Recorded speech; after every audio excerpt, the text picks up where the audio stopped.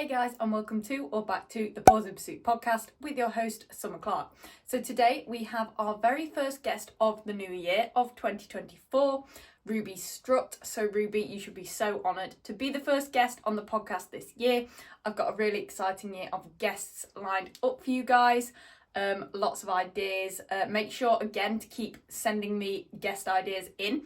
People you want to see on the podcast, as well as solo topic ideas for 2024. But today, me and Ruby are going to be talking about everything that she's been up to recently, to be honest, including getting the Reserve Champion certificate. I said that wrong.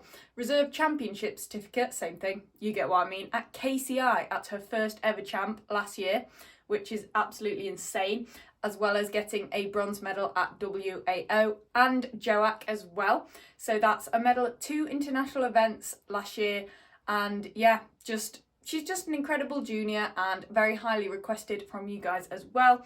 So I hope you enjoy our conversation and find it interesting and entertaining, as all our conversations are here on the podcast, obviously. But before we get into that, I'm going to go through my weekly review.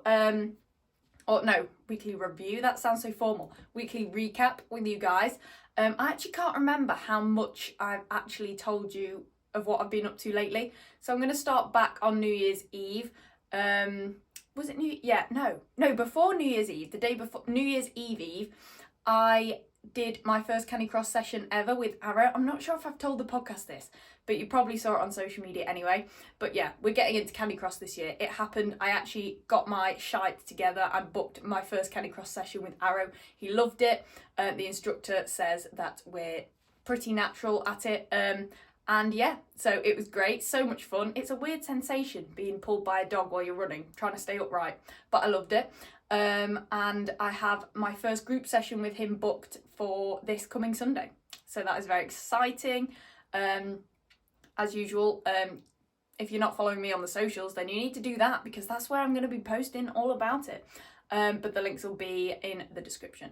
Anyway, that was that. And then on New Year's Eve, we went to Dog Sports Derby and did a training session there on the AstroTurf, obviously in preparation for the exciting things at the start of this year, including the Team GB Open Showcase and Crufts, obviously in March. So February, March, 2 major events to train for, essentially, on that surface. And Astro sends Arrow crazy. So we thought, you know what? We haven't done agility in 3 weeks properly. Let's go do this. We went with Millie, Ruby and Nia, and we had a nice little catch up there too, so that was a fun time. And then I went out on New Year's Eve. Oh, I fell off my bike. I crashed my bike that day. So I came back from Dog Sports Derby, right, and I can't remember why. Oh yeah, my car was like, something was wrong with my car again. I couldn't use it. It's fixed now, but anyway, so I biked to the gym. It's literally a 5-minute bike ride, 2-minute drive. Yes, I'm lazy, I do drive there. And I biked there, and it was rainy and wet, and I went to go up a little curb, like a tiny little curb, and I just didn't go straight on enough, and the wheel got caught, slid, and just slammed me off. And I had a really heavy rucksack on, and I covered it up, but like it's all right now, but it was so bad. Like I landed like this, and I was just bruised and battered and everything. Still went to the gym, still went swimming that day. Just got up and carried on, and then came home and was like, oh, that's quite bad actually. So I covered it all up, went out New Year's Eve, had a great time. Feeling fine now, not a lot less sore. But yeah, that was not an ideal day for that to happen. That was New Year's Eve. And then what else have I done? I judged, not yesterday, but the day before at Agility Nuts. So the first judging appointment of the year, and I got given the massive ring. So I was so pleased because I got the huge ring. And this is the first judging appointment where I think ever where I didn't have to change any part of my course. I chose to change one straight onto a back round of a jump because it was just nicer out of the angle of the tunnel. And it meant I didn't have to shift the tunnel at all, and I can't be doing that with all the sandbags. But that was the one thing I changed. Everything else was spot on as far as like matching my exact course plan, and that's because I had enough room. Like having enough room, oh, just love it. Anyway, so first judging appointment of the year done. And then we are also now sponsored by Napo Pet Insurance. So that is very exciting. Thank you to Napo for sponsoring us. So obviously that's an insurance company. Obviously they've been brilliant. Arrow had 3 consecutive problems last year and the year before. that I had to make claims for, and Napo were just fantastic with that. Like, I literally cannot stress it enough how good they were dealing with those claims. And then they also offered training, online training services, as well as puppy guides as well. And the puppy guides are so useful, especially for like first time dog owners or, you know, anything like that. So you can actually sign up for a free puppy guide from Napo using my link. So I'll put the link in the description of this YouTube video or Spotify video or Apple podcast, whatever it is. It'll be in the description basically. So if you know anyone, if you're getting a puppy, all you have to do is put your email address in and you get one straight to your inbox. Or if you know anyone that's getting a puppy or thinking of potentially getting a puppy, then send them my link. That would be greatly appreciated and super useful for you guys as well. So I think that is everything that has happened recently that is like significant, sort of out of the norm, if that makes sense. Back to work, finally taking down my Christmas decorations, and yeah, we're all fresh and set for the new year. And yeah, feeling nice and reset, ready to get into the full-on new year. I feel like this is it's the 8th today. I feel like that's kind of the first day of the new year in my opinion, because last week it was like slowly getting back into routine. The first is never really like the first day of the year for me, because I think I was out the night before, I want to take it chill, you know, still food to eat, you know, just still the festivities going on. But this week we are in full swing, back to routine, hitting the gym. I'm back to running as well. Got myself a nice little running vest, feeling very professional, ready to smash all those goals that I've got for myself in the new year.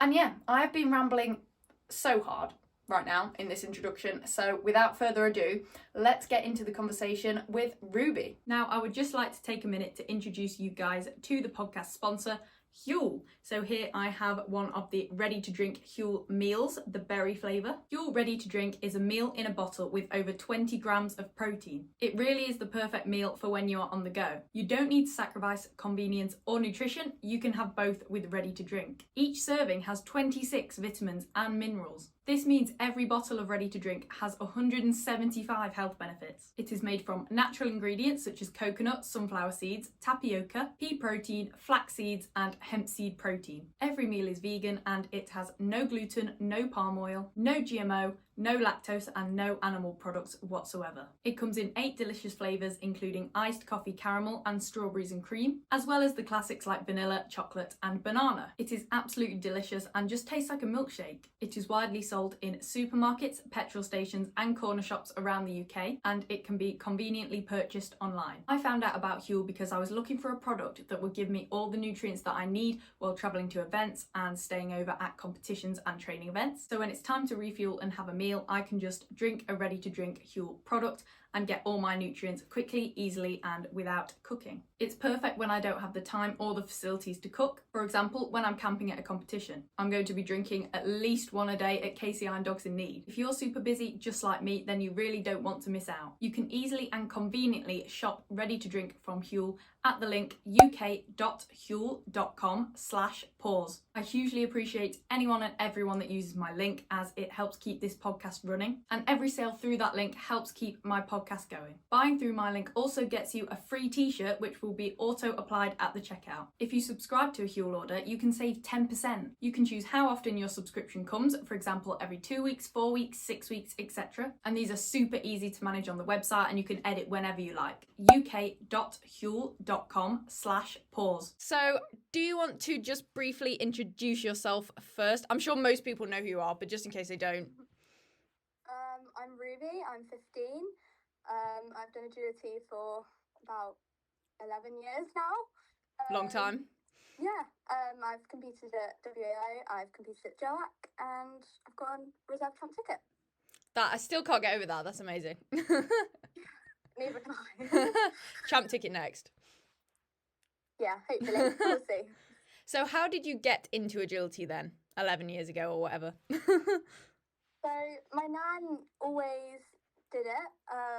Well, I don't know how long she did it before me, but I always saw her running at where we train, and I always wanted to try. So after I don't know how long of begging, apparently I was about 3. That's so cute. Let me. Yeah, I ran her first dog, who's very honest, quite slow collie, Mm-hmm. and I just did straight lines, boring stuff with her, and I always loved it. eventually she let me run her absolutely crazy, strong-headed collie called Fen. Unfortunately, she got an injury when she was about 7, so I had a sort of a few-year gap between her and Miley. Mm-hmm. So yeah, and then I got Miley, and here we are.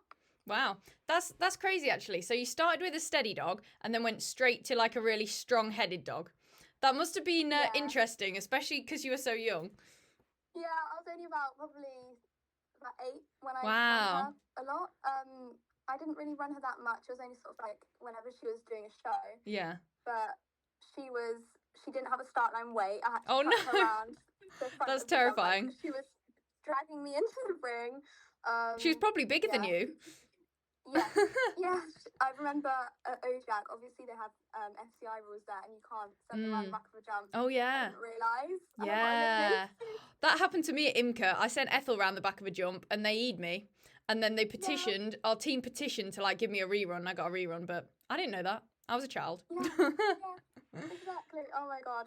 But to be fair, it's good that you started with a steady dog. Like, I also started with a steady dog, and I feel like if you start with that really fast dog, it might just wipe you out and put you off. To be fair, I feel like Fen did teach me a lot because she didn't, to be fair, Meg wasn't easy. Like, she would bark at me before every tunnel. She was a very, like, refusal kind of dog. A bit like argumentative. Yeah, very.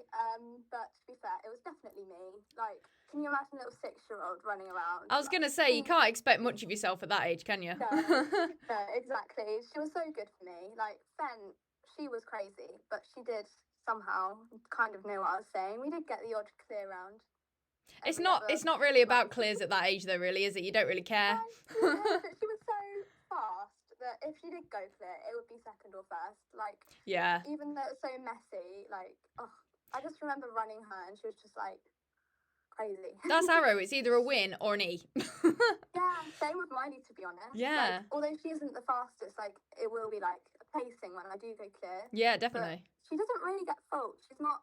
If she does get fault, she sort of loses it and then gets E'd anyway. So. Yeah, once one thing goes wrong, the whole thing just goes wrong. Yeah, exactly. Every time. So what breeds are your dogs then, someone would like to know? So Miley is the cockapoo, just average cockapoo, not really anything special about her lines.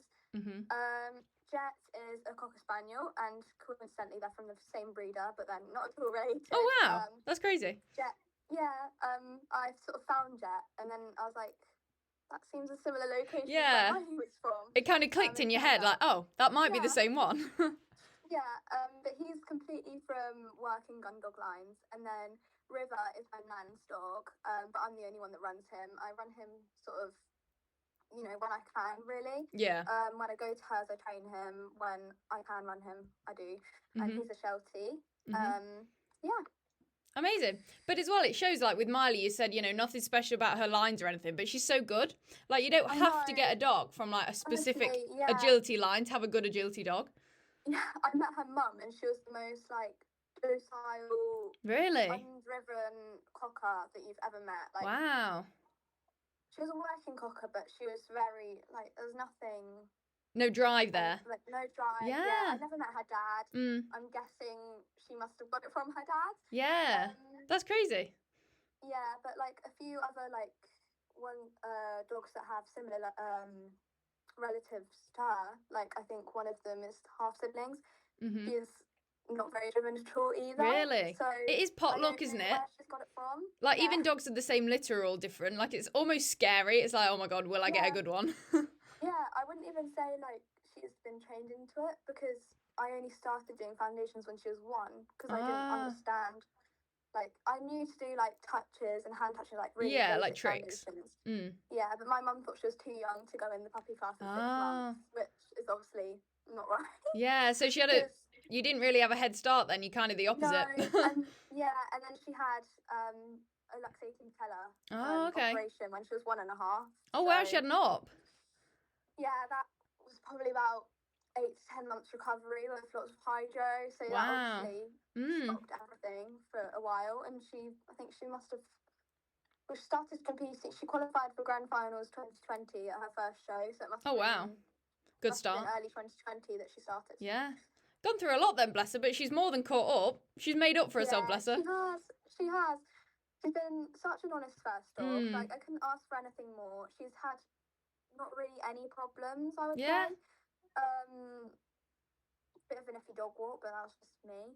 I feel like that's a She's lot of fine dogs at this now. point. Like now I do judge, Yeah. like if you do judging and you stand in the ring like all day, you'll see most dogs miss at least one contact and it makes you feel so much Yeah. better. Yeah, like Miley she's fine on her contacts now. She's very, very consistent, bless her. But I'd say the main thing that we had problems with was the weaves. She didn't get weaves for about 6 months. Oh, okay. She either missed the entry or she just didn't weave, you know. Yeah. They are quite tricky though. They're quite complex. Yeah. But Jet has been completely different. Jet looks like a natural. I think I said that to you the other day. I was like, he is literally better than Arrow and he's like a baby. I wouldn't go that far. But Jet's like, he literally learnt weaves in about a month. Yeah.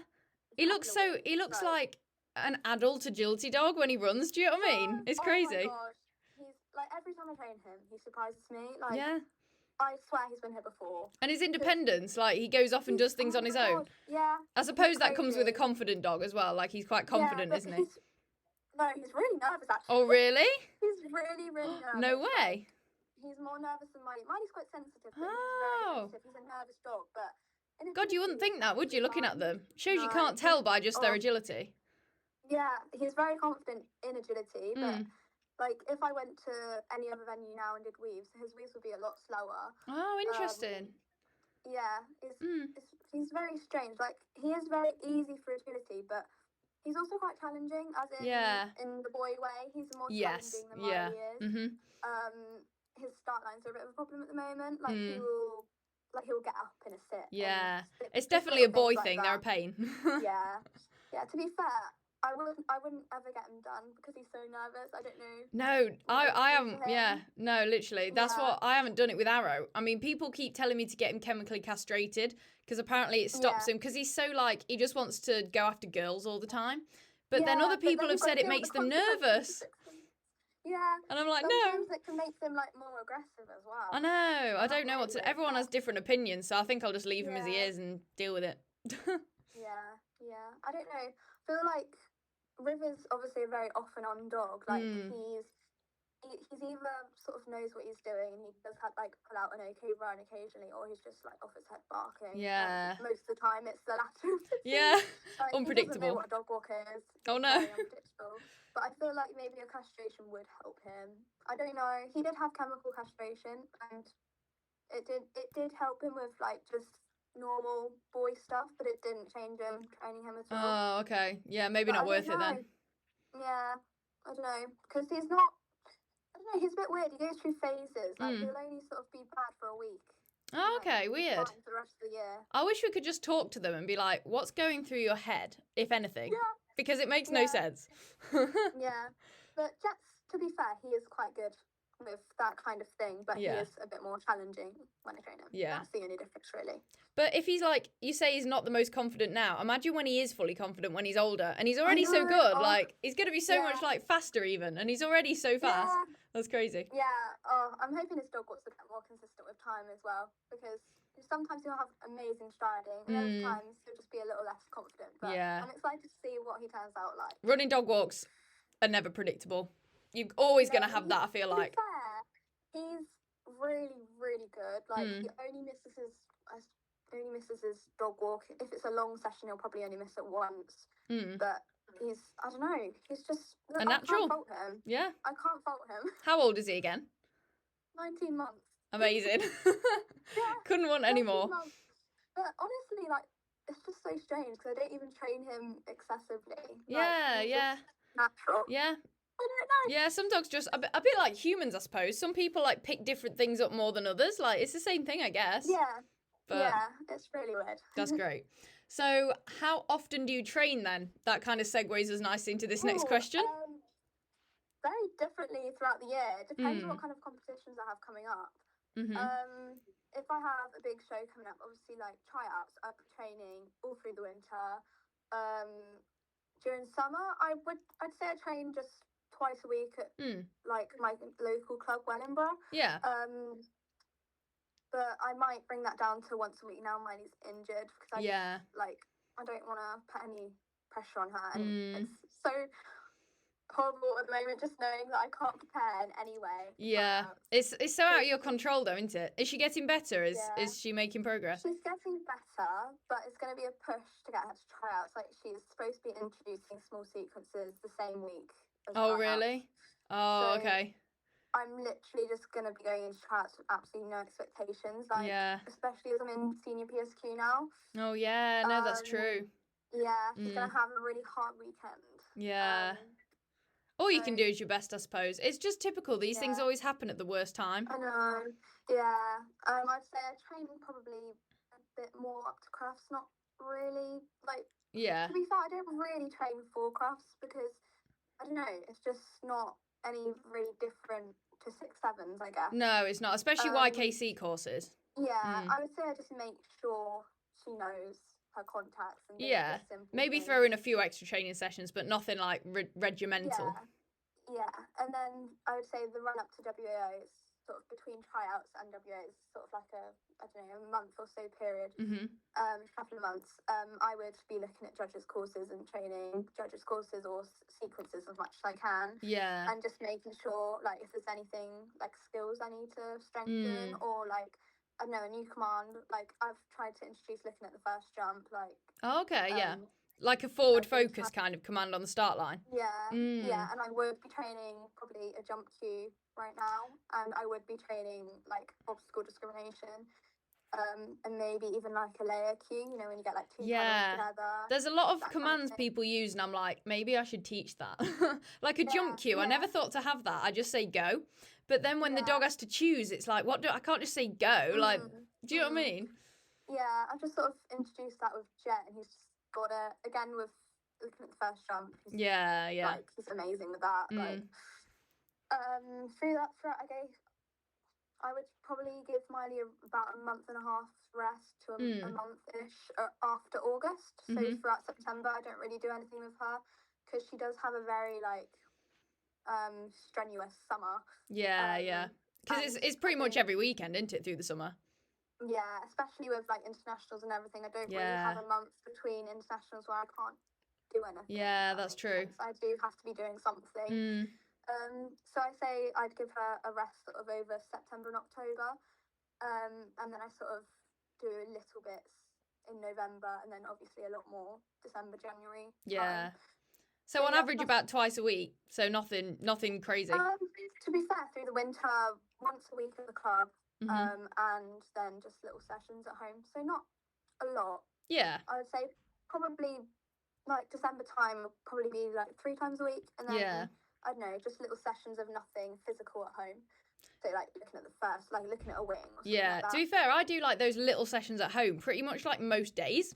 Do you know what I mean? Like, because it just keeps their brains in it. I find it really helps. Like when it gets to the weekend, then they're used to listening and doing things, and they're way better. I'd say with that kind of thing, I do mainly like conditioning now because I'm just so paranoid after my news injury. Yeah, so literally. I've literally just said to my physio, like, what can I do? Yeah. What can I do with Jet? Can I do this with Jet as well? Yeah, it's so scary. And I feel like a lot of people like underestimate conditioning and like exercises outside of agility, if that makes sense as well. Yeah, like I would say probably in like 6 months ago, I said to my mum, please, can I just get a few sessions so I know how to warm her up and cool her down? Yeah, literally. And she just didn't get it really. And I would say like her injury is caused from either not being warmed up properly or just jumping a lot. It's based on like how she had luxation patella before. Yeah. But it is caused from either not warming her up or properly or just things like that. And maybe she'd be fine if I did have that physio session. I don't know. At least you've learned from it, I suppose. Yeah, like with Jet, like spend a good 20-30 minutes warming him up. Yeah, literally. And cooling him down. It's a whole process. Worth it though. Miley's gonna have to be like warmed up before every run, ice pack up on her leg after every run. Yeah. I don't know how I'm going to manage the tryouts. Like, if I get running order number 1, I don't know what I'm going to do. Yeah, no, that's true. Well, fingers crossed that won't happen, because that'd be very unlucky. I know. Oh, surely not. We'll see. I'm sure it'll be fine. Yeah. So, who are your biggest supporters, then, in agility? Oh, I've got I'd say I have a few. That's quite a cute So- question, isn't it? Yeah. So definitely my mum. Like she does drive me around every other weekend. I do really appreciate it. Also my nan, because she also got me into it, and she's the first to message me every time I get a win at somewhere. Oh, yeah. And then some of my friends that I've made from agility. Shout out to Nia. I've sort Love of you, Nia. yeah. So I've got a lot more friends throughout the last year or so being on Team GB, and you know, it's just nice to find people that have the same interests as you. The junior team's perfect for that because everyone's your age as well.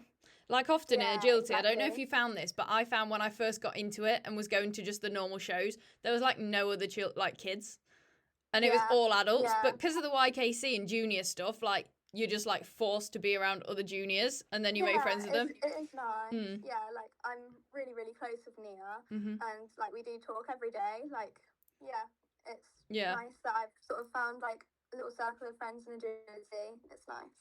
I just wish those people lived closer.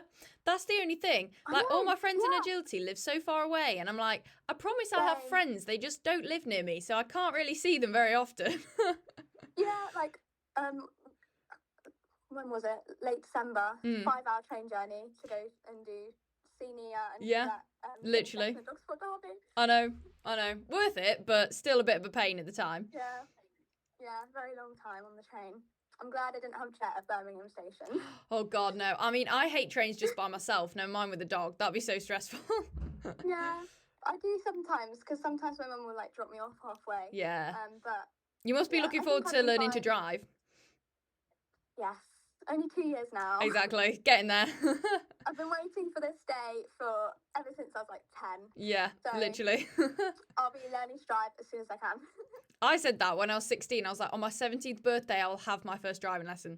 I didn't, but the principle's there. Like, I really wanted it. I was like, I can get to all the shows. I can go wherever I want. And it was all for agility. Yeah. Don't know how I'm going to afford the fuel. But oh, don't even get me started. Hopefully it'll have gone down in 2 years' time. Yeah, hopefully. So, where am I? What do you plan to achieve in the future? Agility and general life. So first we'll do your agility goals. And then just your, like, life goals, if that makes sense. So I would say, obviously, I want to get a champ ticket next. Absolutely. I would love to get, you know, another medal at WAO. Hopefully higher than bronze. Absolutely doable. We'll see. Yeah, hopefully. Well, I don't know. We'll see. Probably an individual medal at JOAWC. With a few years I have left. I don't really care what dog. Just would be nice. Just a dog. Just a medal with a dog. Yeah. Obviously, I would want to get on the senior team. That would be absolutely amazing. Again, don't care what dog.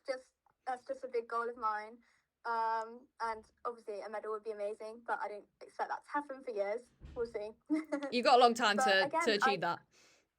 Yeah, I feel like success is like never fully fulfilled.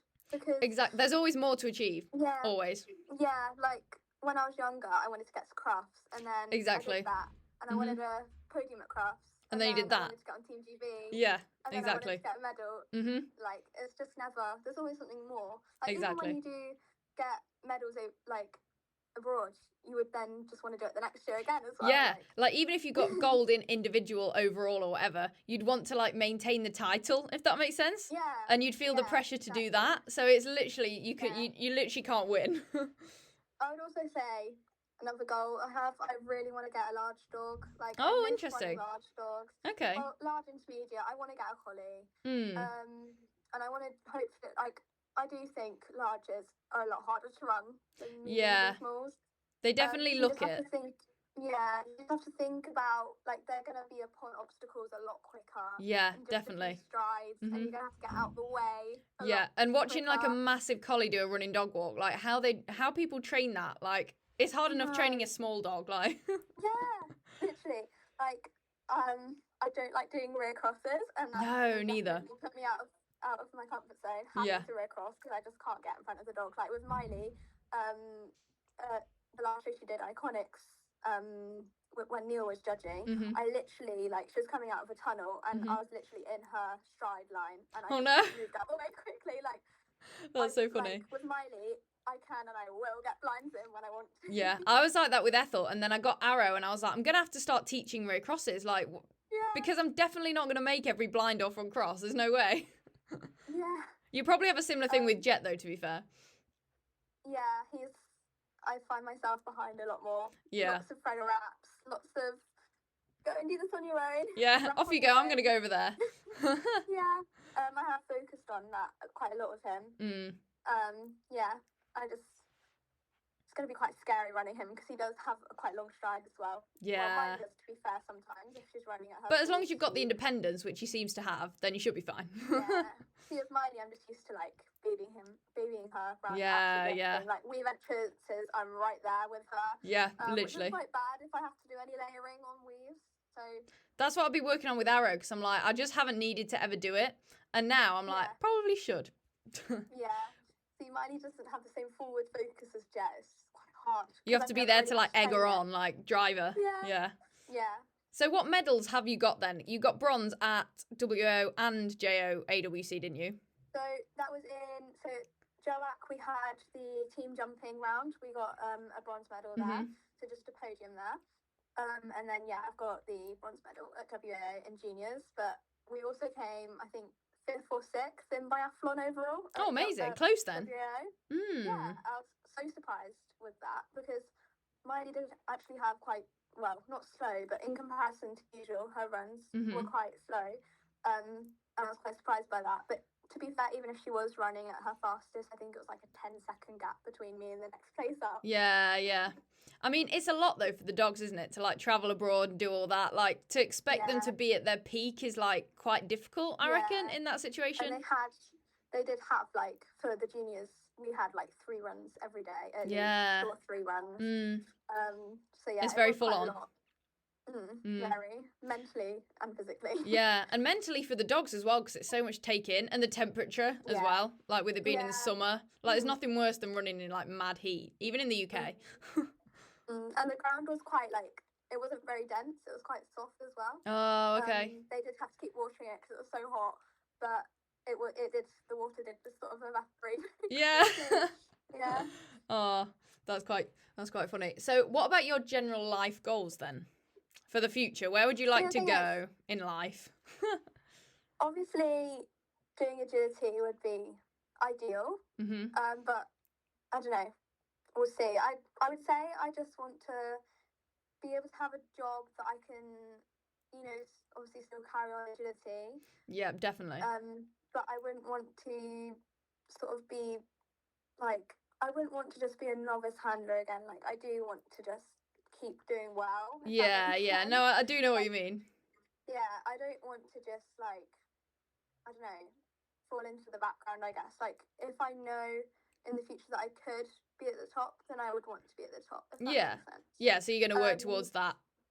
Yeah, hopefully. Like, once I've done, hopefully, anyway, senior team GB, like, once, then that'll just be, like, my main goal. Like, if I had to stop doing agility then and there, I'd be okay. Obviously. Yeah, I know what you mean. But, I feel like that is the biggest goal. Like, that is, as far as, I know success, like we said, it keeps on getting bigger, your goals. But I feel like anyone would be happy if they just got that. Do you know what I mean? Like, yeah. Like, I haven't really thought about what I do want to, well, I have thought about it quite a lot, but I don't know, I haven't really come to an answer of what I would want to do in just general life. Yeah. I don't know. It's hard to decide, like, so young, though. Yeah. Like, when I was, you're 15, aren't you? Yeah.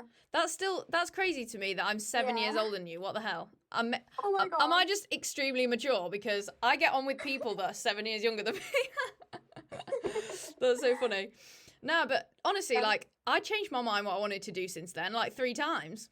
Yeah. So you can't really choose, can you? Like I'd always wanted to be a vet, but I feel like, you have to train longer than being a doctor. Yeah. And I just feel like, what's the point? Yeah, that was my original thing as well. I was like, oh, it'd be great to be a vet. But then I realised it's all animals and not just dogs. And I just want to work with dogs. Yeah. Or I did at the time. And it's too much uni. I can't be doing with that. Yeah, like it's a lot longer than, I think it's like 1 or 2 years longer than just training to be a doctor. Yeah. And then, you're just a few years behind. And then obviously, like, I'd be getting rusty in agility during Yeah, that time. exactly, Like, exactly. I'm always thinking about a job first before agility, because, you know, it actually is my whole life. Yeah, but ideally Agility you'd is my want to life. like work it Yeah. around agility, because that's the thing as well. Yeah. Like a lot of shows, like some shows these days are like Tuesdays, Thursdays, whatever. So it'd be nice to Yeah, be able to exactly. like still do all of that and like have the time off in I the want- summer to do like KCI and Dogs in Need and stuff. Yeah, exactly. Like, I thought about doing teaching, but I was didn't going to really say, wanna would you? I think go that back might to be one of the school. questions actually. Oh yeah, so the next question no. is actually, do you want to work in agility in the future? So that kind of leads on. Yeah. So I was thinking about like school teaching. Yeah. I don't know. Yeah. I mean, I feel like Anyway. most juniors in agility kind of contemplate training, like being a trainer at some point. Yeah. See, I did, So, but then I don't was know, like, I don't want to spend every day of my life in a wet, cold field. yeah. To be fair, I wouldn't mind. I have thought about it, and I just feel like it wouldn't be. I don't know. I feel like it wouldn't be a sustainable job. Yeah, to no, have. exactly. Like, a lot of top agility handlers are duo, like, and then you Yeah. have incomes. Yeah, So, no, like, that's true. Martin and Nara, Dave and Dan. Like, Yeah, that's you so know, true, actually. I never thought of that. Yeah, and obviously, I don't know. I've thought about it, and also I just wouldn't want to put the stress on myself. Exactly, because you perform. can Like, easily if go you off wanna it if do it well in becomes your job. agility- Yeah, if you want to like do well at training in agility, like, you're going to need your name up there, and I wouldn't want my whole year's clients being determined by one run at tryouts. Yeah, no, that's so true. Yeah, there's a lot. It kind of just adds more unnecessary pressure, doesn't it, when you make it your job? Yeah, I don't know. Maybe if it could be a sustainable job, maybe, but there's just not the same money in agility like there isn't like the horse world, for Yeah, example. no, that's true. Although I feel like a lot of horsey people and dog people are like on par, if that makes sense. Like a lot of. Did you ever horse ride? I think my mum tried to get me to horse ride instead of doing agility. Oh, really? Oh, okay. I remember doing like some lessons when I was like about 6, the same time I sort of really did agility. I don't know why. It's a lot more expensive. I just know a lot of people that started in horse riding and like went to agility. Like I used to do horse riding and now I do agility. It just seems quite common. Yeah, my main focus was always dogs, but I did sort of have a go at horses for probably about a couple of months. A little horsey phase. Yeah. But agility was like, I remember missing lots of lessons to doing agility and stuff. Yeah, kind of clear what your actual interest was at that point. Yeah. Also, I feel like if people run out of money or like get low on income or for whatever reason, agility will like be one of the first things to go, if that makes sense, because it is more of a luxury or a hobby. Yeah. So if your income is relying on people paying you to do agility and that happens, you're kind of screwed. Yeah. I also don't really have like a safety net either. Yeah. So I just feel like it'll be a big risk. Yeah. I've often thought it might be nice to have like your main job and then do a bit of part-time teaching, like in the evenings or weekends or something, if you really want to do it. But yeah, probably not like full-time. I also think if I did ever want to give up agility, then if I did have a separate job to agility, it wouldn't be difficult. Yeah, no, that's true. Yeah. Or for whatever reason you couldn't actually compete, but you still had to train. It'd be like, it'd make you sad. Yeah. Or maybe, you know, you could be judging. But you don't really get paid for judging, so. Yeah, no, that's true. Yeah. Not a lot anyway. Depends what show you judge at, but. Yeah. That's so true. So, do you have any puppy plans then? Someone wants to know. Nothing rock solid, because Jet is only 19 months. I was going to say, Jet is very young. I feel like that's quite premature. Yeah, I'm always sort of looking for breeds or potential breeders, but again, my life's going to change a lot in the next 5 years. Exactly. I'd really like to get dogs. My sort of age gap would be about 4 to 5 years between each dog. Maybe even 6 years. I wouldn't want to go any lower than that, because I just feel like, you know, it's a lot of money, and I don't know, I just wouldn't have the time to train 2 dogs. Exactly, that's what people say to me, because Arrow is like over 4 now. People are like, why have you not got another puppy yet? And I'm like, 1, money. 2, I just don't think I'd be able to give both of them enough like time. Do you know what I mean? Exactly. Especially when Arrow's still got so much to be trained. I'm like, I don't think I could manage it. I sort of planned with Miley, like, I just sort of, she's, I don't know, very linear, if that makes sense, with her training. Like, I know what she's going to achieve and when. Yeah, exactly. That's what I always say. I'm like, once my previous dog, I've taught it all I can, if that makes sense, then I'll think about getting another dog. But when there's still stuff you know you need to do, it's like, maybe not yet.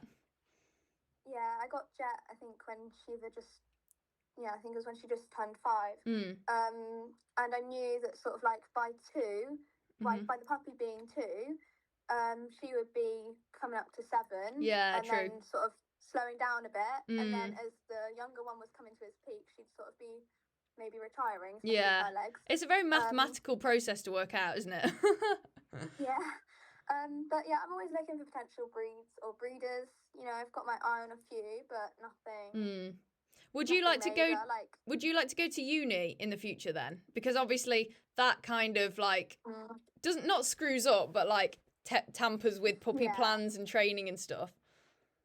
Yeah, I'd say probably yes. I think my mum would kill me if I didn't. Yeah, I probably would. I don't know. It depends what I decide to do. Yeah, true. I've thought about doing like, if I did go into something like physio, then I wouldn't just do physio. I'd do hydro. I'd do it all. Yeah, yeah. I don't know. But at the same time, I feel like there's a lot of physios out there, and there's a lot of people training to be a physio. Like there's physios around where I live. Yeah, I feel like it's not trendy, but like the latest thing to get into, almost. Yeah. By the time I'd be starting to train to be a physio, there'd be already so many. Yeah, that's so true. Qualified. I don't know. And obviously, I'd want to relate it to agility somehow. And if there's already amazing agility physios out there, that's true. I wouldn't really have any clients. And agility is quite niche, like the community's small-ish in the big scheme of things. So it's like people have loads to choose from, but there's not actually that many people there in the first place. Yeah, exactly. And even if I did like veterinary physio stuff, how many dogs need physio? Yeah, like, no, that's true. How many pet dogs do anything to warrant physio? No, exactly. And like, what pet owners are going to want to spend all that just for their pets that don't do anything anyway to have physio? Like, probably not. Unless the dog has an issue or a condition, I suppose. But again, that's a lot rarer. But even then, a lot of them are like, a lot of things that need to be treated wouldn't need to be treated for a pet dog. It would be no, exactly. Agility, you have to. Yeah, you have no choice. Yeah. That's true. But I'd say I've sort of got like, going back to the question, I've got a few breeds in mind, but again, nothing so like obviously I'd love to get a collie, but it's just not going to be, it can't be my next dog. Yeah, that's more a future plan. It would have had to have been now. My mum is petrified of collies. Really? So, oh, interesting. Yeah, so I wouldn't have been able to get a collie now. If I did get one next, it just, especially if I ended up with a crazy one, it just wouldn't work. Yeah, no, that's so true. Even if I got a crazy cocker, you know, like Jet's so easy in the house as well. He doesn't have a switch. Yeah, true. I don't know. I was thinking maybe Sheltie, because okay, you know, there are some really cool Shelties at the moment. Yeah, exactly. I'd definitely go abroad to get one. Yeah. I don't know. Yeah, that seems like to be the thing to do at the moment as well, isn't it? Like getting your puppies from abroad. Yeah. Because with that, he's very hard work. But if I did see him more, he could be a very cool dog. Yeah, like, definitely. He could be as fast or faster than Miley. But I just don't see him enough. And my nan just can't commit. Yeah, that's fair. Yeah. At the moment. So he could be a very cool dog, but I just can't see him enough. Like I live quite far away from my nan. I live about over an hour. Yeah, it's hard. So you've got to put enough time in, haven't you? And when you just can't do that, then there's not a lot you can do, I guess. Yeah, especially now I've got Jet as well. Like I can't. I don't have time to train 3 dogs. Yeah, no. I hardly have enough time. You got to prioritise, really, haven't you? And I suppose that's Jet at the moment. Yeah. And obviously Miley when she's back to training. Yeah, like I'm just trying to do lots of course running with him at the moment. Just because he's only done 2 shows. Yeah, so true. He has got open showcase. Because you can do so much skills training, but then you get to a course and it's like the dog has to think while going fast. If that makes sense. Like that's what Arrow's mainly struggle with. I've trained him lots of like specials, like threader wraps, things like that. Yeah. I've trained him, but basic stuff does need work as well. Like again, his start line, I need to do more on that. I need to do more on threadles, like just little things like that. Yeah. Because he's still a baby at the end of the day. Oh, he's got Still so the much eldest time. baby known. So much time. Yeah. But yeah, I'm just, while I've not got Miley, I'm just trying to bring him on a little bit within reason anyway. Yeah. Yeah, no need to get a puppy while you've still got Jet. Yeah, exactly. Like, a lot of dogs, if, you know, you're treating them correctly, they can go on until they're like 10. Exactly. So, And I think a lot of dogs, yeah. well, some dogs anyway, I've seen, like they're 10 and they're probably at their peak. Like they're no less fit than they were when they were young. And they've like mentally matured. So they're more consistent as well. I think that's going to be I'm Arrow. hoping, Or I hope so. yeah. I'm hoping for Jet AWC 2028. It's in the UK. Absolutely. He'll Absolutely. be 6. Perfect. He'll be peaking in about 6. You know? Yeah. We'll see. Maybe I'll But, I'll give that as a goal for Arrow as well. Yeah. They I could be don't there think he'll together. Yeah. I don't think he'd be right. I don't know. We'll That's just see, 4 won't we? years. That's 4 years. That's a Yeah. long time. I don't know, maybe. Arrow will be I think 8. He better be there by then. I think I worked out, it would either be like my first, I think I've 4 years. Yeah, I'd be 19, so it'd be my first year out of juniors, because Oh, yeah. I'm born on the 28th of December, so I'm 3 days away. Oh, from no. my year. That's actually so unfortunate. I'm born like so close to the 29th as well. It's just, Yeah, so no. annoying. How old will I be in 2028, 23, 24, 27? That's disgusting. I don't like that. Anyway, so do you prefer JOAWC or WAO, and why? They're very different. It's Yeah, I was quite gonna hard to say compare them. that's a tricky one because Yeah, they're like run because under JOAWC different like rules and classes and everything, aren't they? JOAWC is like obviously more aimed for juniors Yeah. compared to WAO, Mm. and I would say we were given like all the tools we needed to perform. We just needed to perform. Yeah. Whereas at WAO, it was obviously an adult event, and you just sort of have to work out yourself. If that Yeah, makes that's sense. true. Like, More left to it a little bit more. Yeah, you are like, obviously you can ask the management for whatever help you need, but it's not the same as like the amount of support that we got at JOAWC. Yeah, that's true. But I don't know, I loved WO for like running more challenging courses. I did love that about it, and the atmosphere was a lot more competitive. Yeah, I know what you more mean. like, Yeah. it felt more like an international. Obviously, this year JOAWC was in this country. So, Yeah, true. you know. Yeah, at like our usual Iconics venue as well, wasn't it? So Yeah, exactly. Like, I live half an hour away from Iconic. yeah, that's amazing though. Yeah, it is. But we do, I don't know, I felt like at JOAWC it did kind of feel like stepping into a different country for a few days, because there were so many other countries left. I was gonna say, yeah, that was it. Despite the weather. Oh, the weather was awful, wasn't it? It was so bad. That's another reason why WA was also great. It was a lovely one. Yeah, true. That makes it feel more like a holiday as well, doesn't it? I bet. Yeah. It was like at JOAWC they literally stopped like the team agility. Yeah, everyone for had to go a home, didn't while. they? Because I was a Yeah, white dog and I hadn't even had a run yet, and I was waiting, and then they were like, "Oh, it's not happening today." I was like, "Okay, I'll go home." Yeah, but they are very, very different. Obviously, I got the overall medal at WA, as against I didn't at JOAWC. But to be fair, I was really pleased with my performance at JOAWC because I got 3 clears and 1 5. So That's amazing. yeah, I felt like I couldn't have really done better there. Yeah. The 5 faults, it was a weave entrance, and Oh, okay. it was like a straight tunnel and a weave entrance, which was like parallel to each other. Oh, okay. Um, Yeah, that's And quite I just difficult. knew if she didn't turn out of the tunnel tight enough, then I wouldn't really be able to recover Yeah, it. If she yeah. didn't turn out tight. Yeah, that is quite Um, tricky. Yeah, so I was pleased with my performance at both events. Although at WAO, I did have one make or break run. Oh, really? Yeah, like I worked out like in games in the snooker, I didn't have a great run at all. Like I got to the closing and I was so stressed about my snooker plan that I just forgot what I was doing. Oh no. To be fair, I games know. is so stressful. Like I've only ever done Yeah. gamblers and snooker once at this year's tryouts.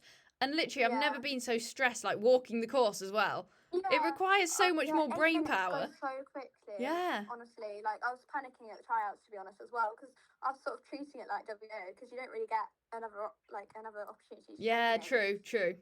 Yeah. But yeah, I think that run. Obviously, I didn't get into the finals because of that run. Like I did have a couple of runs that did go really. Like I had a jumping run as well. Like I did all of the hard bits and then Yeah. just messed up right at the end. It always happens like that, doesn't it? mess up the easy bit and you're like, what? But some of the courses, like the biathlon agility, it was just so satisfying to go clear on it because it was such a difficult course. Yeah, they're the best. Yeah, it was just like really fun just to, you know, go clear on courses that I never expected that I would. So yeah, I would say I did like the challenging courses at WAO, but I don't know. I don't really know what my favourite would be. I don't know, I love them both. Yeah, I haven't really thought about because it's not even like they're similar, so it's a really tough question. And I suppose at JOAWC as well, all your friends are there, like we were saying earlier. Like you had all, like it was like your whole circle of friends in agility at the same event. So I guess that's nice, yeah. And we did sort of like, to be fair, we did at both events, but we had like met the juniors in the evenings. True. But to be fair, we did do that at WAO a bit as well. Yeah, I suppose because I forget there's like the junior team for WAO, so I suppose it's similar. There's only 5 per country maximum. Oh really? Oh okay. Some countries, because there's 1 in each height. Oh yeah. But for England this year they've got 2 because if you get a medal win on, then someone else can also qualify. Oh yeah. In the same height. So this year we've got 6 juniors in England. But obviously there's just not as many. It's just not the same. Yeah, that's true. I don't know. Yeah. We'll say both of them for different reasons then. Yeah, fair question. Yeah. I mean, I like a difficult question, but that can't really be answered when they're so different. No. I feel like very, very different. AWC versus EO would be a better comparison because they're like the same but different, if that makes sense. Whereas these two, completely different. Organizer, because they're different organisers as well. Yeah, exactly. Like the whole atmosphere is different. The whole feel is different. Yeah. I did absolutely love both of them. Like I wouldn't be able to. I don't know, if I had to choose one, like say I could only compete at one this year, I probably would choose JOAWC. Yeah. I don't know. I just probably would. Because obviously, you know, my years are numbered in JOAWC. Exactly, and it's so sad when you age out, so make the most of it. Yeah. Definitely. You have literally your whole life at WAO, whereas I suppose, JOAWC is only while you're young. Yeah. That's a good point, actually. Yeah. So how did it feel to win an RCC at KCI? Oh my god, I still can't believe it happened, to be honest. It was my first champ. Oh, it was, wasn't it? I even forgot that part. That's unbelievable. I just sort of come back from JOAWC as well, and I did find it quite hard to like adjust to the very courses. Yeah, I know what you mean. I didn't really think about it, but when I sort of came back to KC's courses and I'd just done all of these amazing courses before, it was so like different. Yeah, because like the international courses are just like, it's like a completely different sport to like the British ones, isn't it? Yeah, like just coming just to normal graded classes, it was just a bit disappointing. Like, I just turned up to these shows and I was just like, oh, underwhelming. Yeah. Oh my god, it was absolutely amazing. I swear I must have had so much luck that day because I literally nearly missed my jumping round by a second. Oh yeah, you said, Oh my god. My mum literally ran from our caravan because obviously it was my first champ. I didn't realise that people pulled out. Yeah. That catches a lot of people out though. Yeah, and like I think she was like running order number 44. I don't know why I remember that. Probably because it was stressful. Probably because it was traumatic. Yeah. Yeah, and I think only 20 dogs had run or something, and then it was her, and I was just like, oh my god. So it literally halved the class. Yeah, I literally just gave her half a sausage, half a cocktail sausage, tucked the other half behind the scrim tent, and literally just ran straight away. Amazing. Did you have double clear then in agility and jumping? Yeah. Wow. Yeah. I feel like it worked in my favour, kind of, because I didn't overthink the course. Yeah, true. That is very true. I feel like as well, walking courses as well sometimes is similar. Like the more you walk it, the more you overthink it, and then you do worse. Whereas if you walk it a few times and you're like, oh, I'll just do the original plan, it goes better. Yeah, definitely. That's why, I don't know, I have a really strong routine in agility, especially when I'm at internationals. Like, I do have like a routine that I use because I feel like it kind of distracts me from nerves, and definitely it just gets me in the mindset of just doing it. Yeah, and you're thinking about the routine and the steps in it instead of how nervous you are. Yeah, exactly. I just feel like that really helps me. But obviously, I couldn't do that champ jumping. But luckily, I was sat ringside. And they started calling my name, like to go in the next couple of dogs' time, and I was just like. The heart. I bet your heart like just flew to your toes. That's horrible. God, yeah, because I'd had a really nice run in the agility round. I think I came like 9th. Nice. Like that. Very nice. I think I got 9th in one and 17th in the other. Yeah, I think it was 9th in the agility, I'm not sure. Because the jumping was quite a straightforward course, kind of, wasn't it? So it that, was. yeah. It was a very fast course, yeah. Anyway, I ended up coming 11th overall. Wow. In the combined 2 runs, and then I've obviously ran like number 10 or something. That's a really nice champ final number to have, because it's not it's not like straight away you can watch a few, but it's not also last where you like the tension's rising, if that makes sense. But to be honest, my champ final was also really stressful because Jet needed to be measured the exact same time course started. No way. What are the chances? Oh yeah, because they do it in the evening. Because my mum went and got Jet measured, but he's in my name, so they said that they couldn't measure him because they didn't have my permission. Oh, so like you would say no. Exactly. Weird. I had to run from like just about going into course walking and go and say yes, I accept him being measured. And Weird. Then course walking. Like, it was just That's crazy. stressful. Wow, yeah. Maybe that also stopped you overthinking champ, because you were also thinking about Jet's measure. Because I wasn't there to see how big he was either. That is so sad. That's like a critical point in an agility dog's career, the measuring. That's so sad. Yeah. Worth it to get the RCC though. But the stress didn't end there either. Of course, I went back to get Miley at the caravan, obviously fields away. She wasn't there. What? My mum wasn't there. She wasn't there. Oh and my what god. was more stupid, my mum had both of the phones, so I couldn't ring her on her phone. I would have been sick. I couldn't ring. Honestly, I was just like, oh my god. No, that's horrible. I ran back to the ring. Obviously, I didn't know how far the ring was through either, because I didn't have a phone. I ran back to the ring. I was like, where is she? And it turns out she was literally just sat behind the ring, just like near the start She was line. too prepared. I was just like, that's when have so we stressful. Ever done this? I've always come and got her. Like, oh my god. Well, it all worked out in the end. Maybe stress is the key to doing well. Yeah, because I'm one for routines as well, and that just messed me up as well. Yeah, that's so true. Wow. Yeah, if you're used to doing the same routine every run and then you don't get to do it. Yeah. Oh god. But when I actually did do my run and I went clear, I was just like, I was obviously so pleased that I went clear.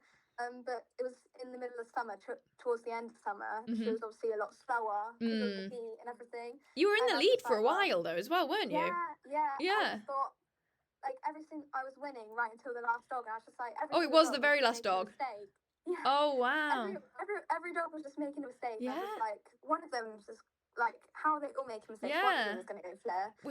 Who got the ticket? Was it Liz? Liz. Yeah. It was Liz, yeah. And always. she had both of her dogs in the final, so I knew that if she met me, even if she made a mistake with one, she was going to go flare. Yeah, she is incredible. Yeah, she was, her consistency is absolutely I amazing. know, honestly. Biggest inspiration.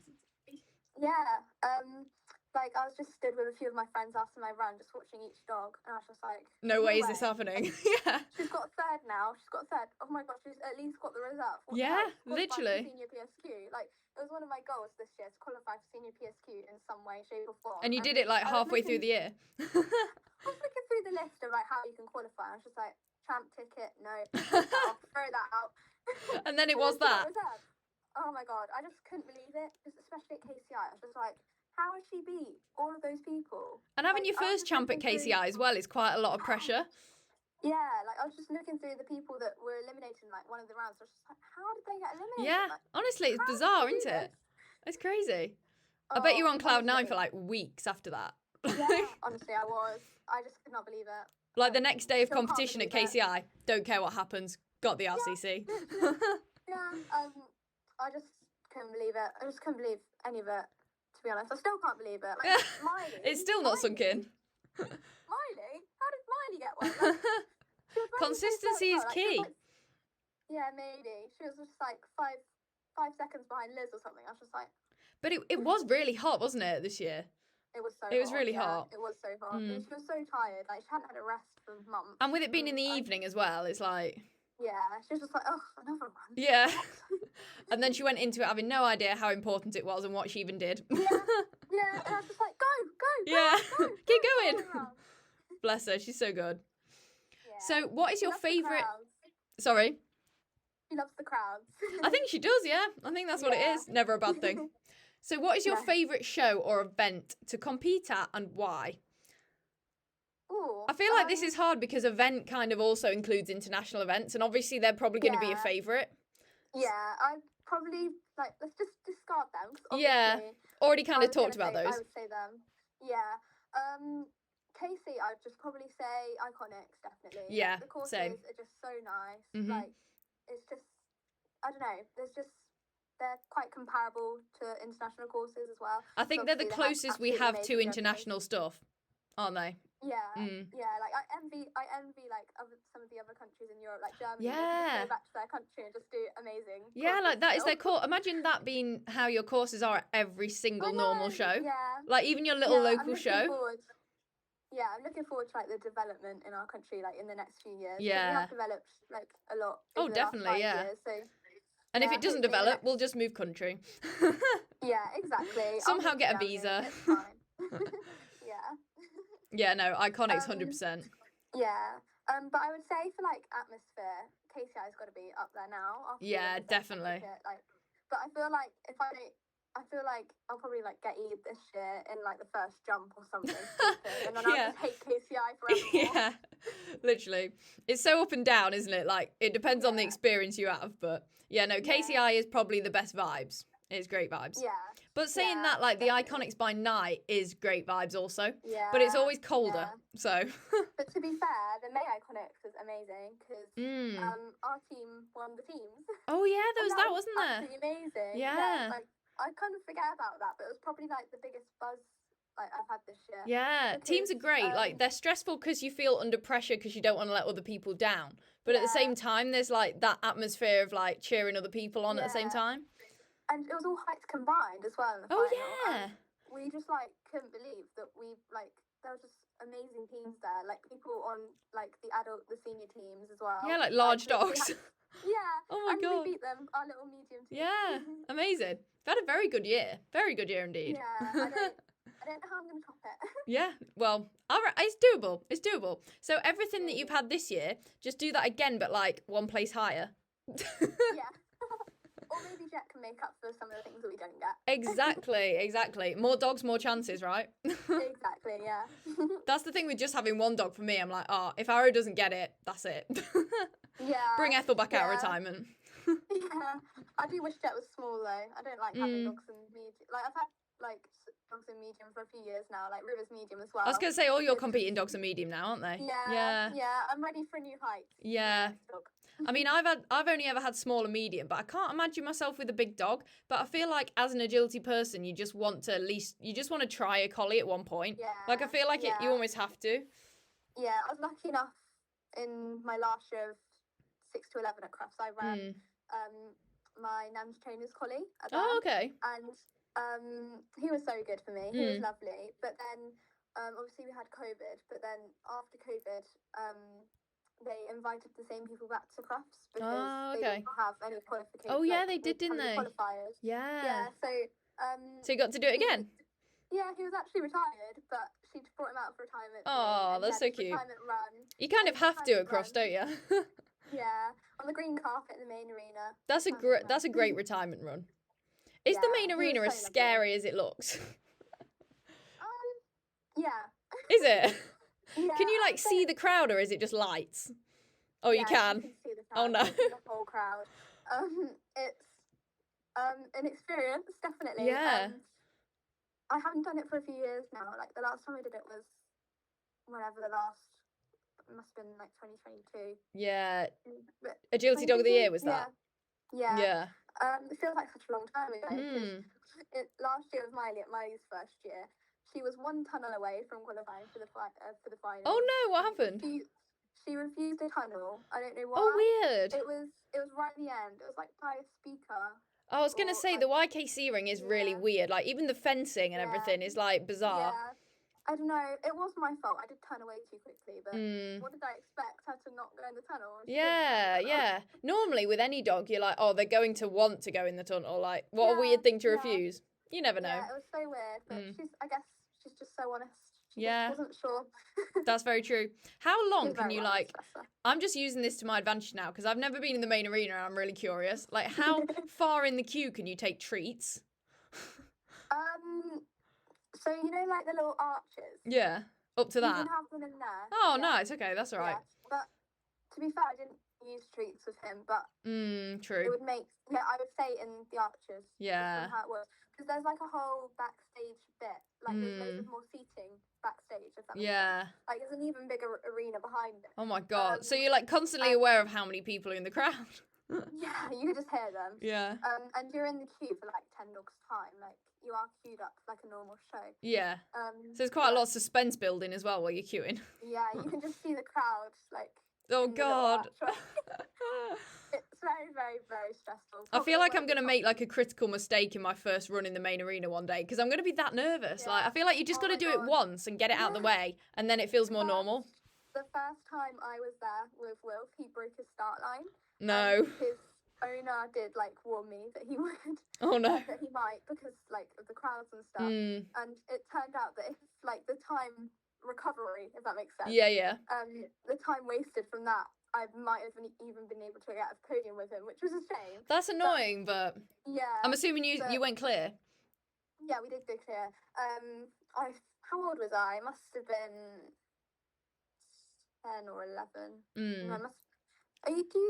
Are you in the next age category when you turn the age or not? I don't know. I actually can't remember. I didn't have tons of time in like I was never in 6 to 11. It's really sad. Yeah, I think I must have been 11. Yeah. And then you turn 12 and it's 12 to 17, isn't it? Yeah, I guess Yeah, that so. makes sense. Well, Yeah. they have 12 to 14 now, don't they? Oh yeah, they do. Was that that is I think they do now, yeah. It's so annoying. I qualified this year in 12 to 14, but I'm competing in 15, 17. Yeah, I don't know whether that's a good thing or a bad thing. Like, I guess it means the classes are smaller and there's less competition for like younger kids, but at the same time, it's also like you have to compete against collies. Like, yeah, collies. yeah, it's bizarre. I mean, I'm glad that you can get into the main arena like with YKC. Like, there's more opportunities to do that now, isn't there, with Crufts? Yeah. So I'm happy about that. Because otherwise, the only way to get into the main arena is like really difficult things, like champ ticket or like singles points or something like that. Yeah, like again with winning the RCC, I couldn't believe I was that close to qualifying. Yeah, no, that's true. I know. So much comes from it, doesn't it, when you get a champ ticket? Yeah, so much. Definitely. So I keep losing where I am. What is your biggest long-term agility goal? So if you had to pick one, I suppose, just one, forever, like long-term. I feel like it's the same for everyone, but winning the individuals at AWC. Yeah, that's true. Again, I don't care what height. Yeah. What height or what dog, just doing it. Yeah, I feel like it would definitely be, I don't know, all of the heights are so competitive, but I feel like large is probably going to be just the hardest, just to get around the courses. Who was it that won? Was it Ewan Patterson that won? I'm pretty sure he won. Dalton Meredith won intermediate. Oh, yeah, he did. I think Ewan was like a few years ago, I remember. Yeah. But this year... Was it an Italian person that won large, I think? I think so, yeah. Yeah, Dalton got it, didn't he? Yeah. Yeah. I'm not surprised, but still, I can't even imagine the feeling of that. Like, I know. It's basically someone telling you, you're the best.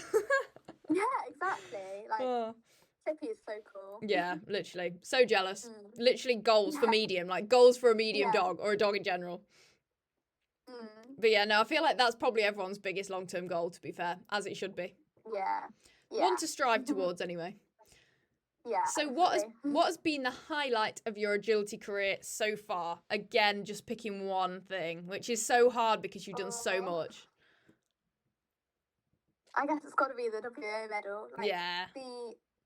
I did know it was coming, if that makes sense. Like, I knew I had it because they released the the results. Oh, okay. Before the finals. Oh. And I knew that fourth place was I don't know. I didn't know if I definitely had it, but I knew that you if had a I feeling. Had a good run in biathlon. Yeah. If I had a good run in biathlon, then I would have it. Yeah. So it wasn't like a shock, the reserve. Yeah, it wasn't unexpected, but still, yeah. Well, a week ago, the week. Oh yeah, the week before. I would never have expected yeah. it, but, in the moment. Yeah, but it so cool, just like going up to Yeah. the podium and just like, yeah, it was so cool. I feel like So, anything yeah, achieved gotta at do an that one. international event has got to be the highlight, like, of anyone's. Yeah, It's just a bit yeah. different, isn't it?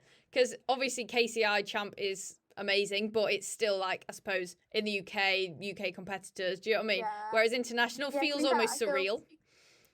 Yeah, I feel like the vibe at JOAWC was ruined by the horrible rain. Like, Literally. the podium was like not quite covered by the umbrellas. Oh So no. you're just stood there in the rain. Yeah, literally. It was so like typical UK though, like to be hosted in the UK. I bet all the Honestly, other countries were yeah. like, we knew this would happen in the UK. Yeah, they literally had a dry robe store there. Like, of course. That's they did. so funny. Of course they did. It's so typical of us. Yeah, I swear they did. I feel like there was like a store selling. Oh no, wait, maybe there wasn't. Maybe I was thinking they should have had a dry robe store. I mean, I'm pretty sure there was some sort of clothing store there. yeah. So it probably sold like raincoats. Like, I'm Yeah, sure it did. Yeah. That's so funny. Yeah. So what has been the most challenging point in your agility career so far then, going the other way now? And again, Now. there's so many. Now. Yeah, I'd probably have to say now. Yeah, that's There's true. just no preparation for tryouts. Like, So when it's injury just so strikes then. stressful. Mm. Yeah, like it's just like. And it's even more Like, what annoying, can I like, do? because there's nothing you can do about it. Like, I suppose if Yeah, the most it's out of my challenging hands. part was a training issue, at least you could be working toward, like, doing something about that and it's on you, if that makes sense. Yeah. But this, like, there's only so Yeah, much you can like- do. Like, just I know what I need to do to get to go get on Team GB. I know what I need to do. Yeah. And you just have to go clear. But I have no idea what I'm getting from her when I Yeah. start line. Like, she won't have done agility for about 10 weeks. Yeah. And See, I don't know. Arrow didn't do agility for 3 Stressful. weeks, and his first run at Dog Sports Derby on New Year's Eve was all over the shop, and I was like, this is because he hasn't done anything for 3 weeks. So if he didn't do it for 10 Yeah. weeks, he would not be Mhm. alive. But Miley Yeah, I feel like Miley's like more honest She's and a more lot more consistent. level-headed. Yeah, exactly. Like she But always seems to she's have her even head gonna together. Yeah, I feel like she might even be crazy. Like, she can be crazy after not doing it for a while. Yeah. It might pay off, you never especially if know. it's gonna Like it might make her faster. Maybe, but she's probably going to feel more comfortable and then run faster, and then I can't keep up with her. True, that's very true. Might have to use some rear crosses. Oh, I hate them. But yeah, I feel like for I hate any them. sports person, like no matter what sport you do, injury is always the hardest. Even if it was like Yeah. you as a handler getting injured, like, because it's so, Yeah. you just feel useless. Like you just sat there, like, just wait for it to heal. Yeah, I know. To be fair, I feel like I haven't really had like a challenging point competitively. 'Cause, Yeah. Like she's very easy, if that makes sense. And if anything's gone wrong, it's usually my fault. So Yeah, it's not like I something don't that you think keep there's- like having issues with over and over for like years. Yeah, like she's never really had a problem with training. I don't know. We've never really gone through like a while of just not being able to do it, like not being Yeah. able to do a particular skill. Like Yeah. she's just so honest. How was long so did it take good. to fix her weaves that time? Well, it's only when she was first learning, to be honest. Oh, I didn't okay. So it just, wasn't like- even an issue. It I was just her decided- getting used to it. No. Oh, okay. Yeah. Mhm. She did have like she didn't have great weaves, so I was just like, right, I'm just gonna get her weaves better, and I just. And you did, yeah? she's You know got what to really do. good weaves now. Yeah, I don't know. I feel like it's really helped sort of growing up in agility. Yeah. I've been very natural. Like with her, I've never sort of had the awkward phase because I've just sort of. It's like second No. nature to you as a handler as well, which helps. And a Yeah, trainer, like yeah. you learn so much about like how dogs think and stuff, I suppose, as well. Yeah, she's very predictable. Like if there's something that I need to train and she's just not getting it, then I know how to adapt how I'm training. Yeah. How did sure you that fix she her dog understands walk that. then when she had the like slight pinging dog walk issue? Did just more training? She never, to be fair, it was never. She never really missed them. It was just they were dodgy. Okay. Like that was just down to just not letting her get away with it. Really. Yeah, 'Cause yeah. I'm very competitive, so I was just like, oh, I know I could win this class. I know, but like Same here. when you get to grade 7, there's no point. Yeah, you So may I as well just, train it. Yeah, criteria. Yeah. Mm. Yeah, like obviously warrant points. Like she's had hardly any warrant points compared to last year. I think she had like about half the warrant points because I've done so many like junior Yeah, classes. or yeah, special true. classes.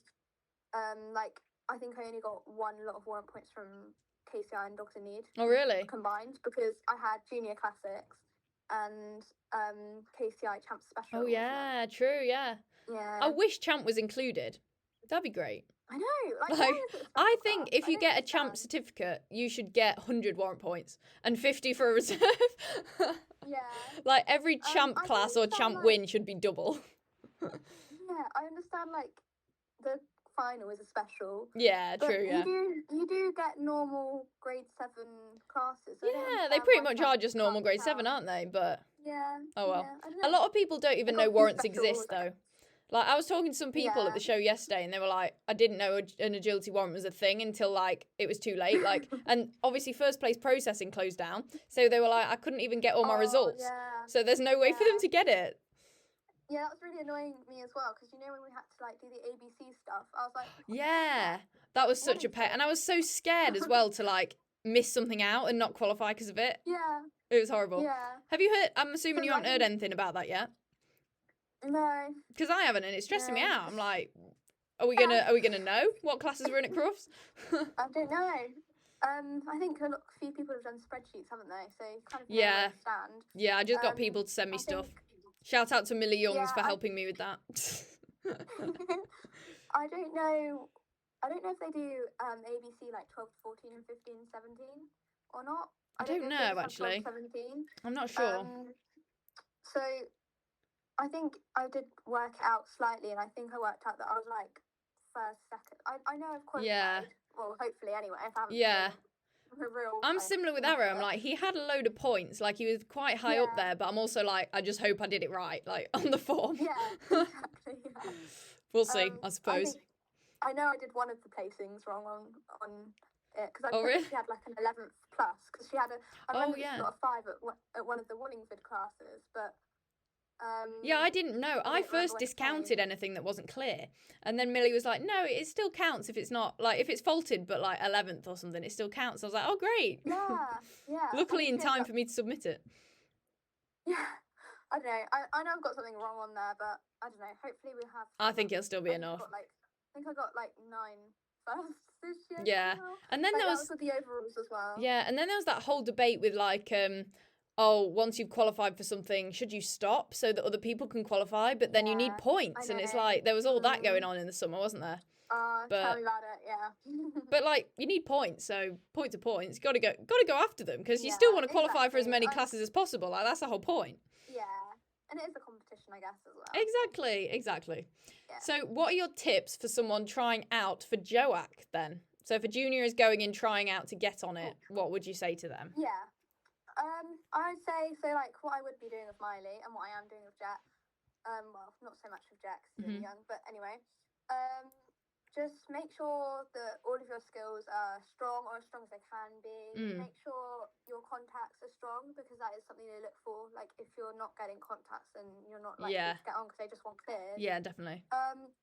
Even if you've got a slower dog, as long as you can go clear, it doesn't really matter. Mhm. As long as your time faults can be less than 5 faults. Well, obviously, Yeah. ideally not any time faults at all. But Yeah, that's true. yeah, basically do whatever you can to go clear. To be honest, so I would say what I did for that. Make sure that all of her skills were strong. Make sure that any extra skills I would need to teach, I taught. Mhm. And trust her skills. It took me about probably 6 months to get over the fact that I could run ahead in the weaves and get over the fact that I can leave her on the seesaw. Yeah. And things like that. Feels like wrong trusting her first, skills. doesn't it? Yeah, it's a big part of it, I think. Looking at judges' courses can help, you know, seeing what sequences come up a lot. Anything in a judges' course that you feel that your dog can't get, and train that. Yeah, definitely. Make sure you've always got like a plan B as well. So like make sure you can do rear crosses as well as blinds at the end of the weaves. I always walk more than one plan, like 2 or 3 usually. Yeah. And often Yeah, I have needed to exactly. use them because I have been slower than Yeah. I'd hoped. Yeah. Just make sure that like you can have a full back plan. Like make sure your skills, Yeah, definitely. you know, they're strong enough to be able to fall back on. if that makes sense. Yeah. What would you say as far as like you were saying about time faults being less than 5? So do you think, say, if someone took their dog in and they had like 7 time faults in every run, but then someone else had like 5 faults in every run, would they be more likely to take the dog with the 5 faults over the dog that was technically clear but time faults? Does that make sense? It's really tricky, isn't it? Yeah, they've got they've got like a speed requirement now, which is 4.5 meters per second. Oh, really? And, Okay. Yeah. So from what I've heard, like on, for example, Greg's podcast with Elise, they're gonna like make it tighter once everyone gets the idea of it. Okay. That there's gonna be like, so they, I don't know, they might have it at 5 meters per second next year. Oh, okay, yeah. I don't know. But if your dog is getting 7 time faults, then you're not gonna get on. Yeah. It is the truth. Like, you're not. If you have any time faults at all, then it has to be like, maybe 1. Yeah, or 2. yeah. Like, and not consistently either. Like, occasionally, if your dog's having a slow day. But I would say if you're getting lots of 5s, then it's probably they're not going to take you either. Yeah. Well, it depends. Like, they do base it on other things. I suppose if the 5s are like poles, if that makes sense, then they might be more likely. It depends, doesn't it? I don't know, because if there's like a skill issue, I feel like you're more likely to work on your skills than be able to correct contacts or something like that. If that makes sense. Yeah, no, that's so true. So if you're missing lots of contacts, and they're not going to be looking at you. Yeah. It's just like they're just sort of a basic thing. It's a basic thing. Like, you should be able to get contacts, if that makes sense. But if it's like the odd refusal or something on something silly that could have easily been corrected. No, that's true. Like that's a lot more forgivable, because it could be just the stress or the pressure. Yeah. Obviously, it's trance is good because it does give you the same sort of stress and pressure levels as what it's good practice. Yeah. It's a good replica. Yeah, but I think the main thing they look for is clears. Like, yeah, definitely. If you can give them lots of clears, then you will get on the team. Yeah. That's me saying that when I did get like 2, maybe 3s last year, and I got last year. Like, Miley literally ran past the threadle, and I was just like, oh, weird. She did that twice in one course. Oh. I don't know. I feel like we've come on a lot in the last year. Yeah. So. I feel like also they can see past those little things, like, as well, knowing that you'll see that as an issue and go away, and by the time the event actually comes around, if it's just that one issue, you're probably going to have sorted it out by the time the event comes around. So if they see potential in the rest of your run, then that probably won't make too much of a difference. Yeah. But yeah, consistency definitely then go for. And studying judges' courses as well, I think a lot of people forget to do. But when you know that the judge is going to be at the event, then, and even at the tryouts. Especially for like awkward lines that a dog might not see. Yeah. Like, I use a lot of things just for lines, not necessarily like, I don't know, I feel like even just like a straight line of jumps, it can make it a whole lot more awkward. Yeah, no, that's true. Like, getting into places, like, I feel like I will look for lines that I don't like. Yeah. Usually when I don't like something, it's because I'm not good at it or I'm not confident. Yeah. So I will look for things that I don't like, and I don't know, I use that to sort of work out what I do and don't train. Yeah. Like, I try not to set up loads of freddles and loads of like hard entries because I like training that. Yeah, yeah. You got to like be comfortable with the discomfort almost in training of like failing probably several times and like not seeing that as a bad session, just acknowledging that the reason I've trained that is because I'm bad at it. Like, it's hard, but because it's so much fun to go into training and do something you're so good at and feel great after it, but it's not actually gonna like get you anywhere. Yeah, like, one of the first things I look for in a judge is like the weave entries. So then like, if they never or hardly do like a certain weave entry, then I don't train that. Like, definitely. For example, like Natalie Webb, she does sort of like lots of like quite easy, but they're sort of a little bit straight, but not quite straight. Like, I know what you mean. Like a slight angle that you can't almost tell is not straight. Yeah. So things for that I look for, and then I'll train something like that. If they always do like hard, soft entrances, like on the left side, that's Miley's main weakness with weave. So I'll always. I hate soft entries. Excuse. They seem to find hard entries so much easier because they just go round it. But then soft, they just, it's weird, isn't it? It's like they just cannot. Oh well. See, Jet's really weird. I've focused on soft with Jet, and he's really good at soft weave entries. And then I need to do some more closed ones because I forget. But I've just focused on soft ones too much. That's the good thing with like learning from previous dogs, though. You're like, oh, this, my previous dog's bad at this, so let's make sure the next one isn't. 100%. So, what are your tips for someone competing at their first international event then? So if they've got on the team and they're about to compete there. Oh, probably, to be fair, probably very similar to preparing for a tryout. It is Like, literally the same, isn't it, really? Courses, yeah, looking at judges' courses, making sure that you're happy with your dog's skills. And when you do get there, well, like I said, I'd like to use a routine. Like, I'll focus on warming up Miley, looking at the course, just like the courses at WAO, they come out at like 5 in the morning. Like, I wake up at 5 every day to get the course on the minute. Yeah. Just so that, like, you know, I can familiarise myself with the course and the environment too, and like the venue. Yeah, but I'll look for, you know, there might be an option somewhere that I'll need to check on the course. Yeah. Or there might be a line that I don't like the look of. I just want to see how it translates. Yeah, I know what you mean. If that makes sense. Yeah. Yeah, and I just feel like the first thing, like, you obviously only get 8 minutes to walk the course. Like, I will go straight on the course and look at that line. Yeah, yeah. Because then, if I already have a plan of what I want to do in my head, then I can use my time by just like sort of getting muscle memory of the course, making sure. Yeah, because if you start walking a course and you've never seen it before, or like you don't know where you're going, then you waste so much time just figuring out where the obstacles are and the numbers. Especially with games. And then you don't have enough time to actually like figure out the actual technical bits of handling and stuff. So yeah, definitely studying the courses. Yeah, I would say like I watch a lot of dogs as well. Like, probably too many. I get overstressed by it. Yeah, like, I know what you mean. Sometimes a dog in front of me will like take the wrong course, and then I'll be so stressed. I'll be like, what? And it's like, oh my god, please say that's not the course. Or like at a small show, this has happened to me at a small show before, where I've walked a course like a few times, and then I've been queuing, watched a dog run, and I've realised I've missed out a bit, and I'm like, oh. It's happened to me so much. It's horrible. I think at Inspire, I walked to like 16 and ended at 20. It was Inspire for me as well. Yeah. Oh, it's so funny. So weird. The Inspire effect. Yeah, literally, it must be. That's so funny. Yeah. So what are your tips, another tips one, for achieving the consistency that champ requires? Because obviously you literally need to be consistent to even get through to the final. See, I wouldn't call champ a very consistent thing. Really? I feel like it's in Miley's nature, or in my nature as well, just to, I don't know, I feel like consistency is going to be like over a few days, like at something like JOAWC. Okay. Even though there's only one more run to JOAWC. Yeah. So, I know, I would say that with Miley, I know, like, as soon as I release her on the start line, I know exactly what she's going to be like, and I feel like that helps as well. Yeah.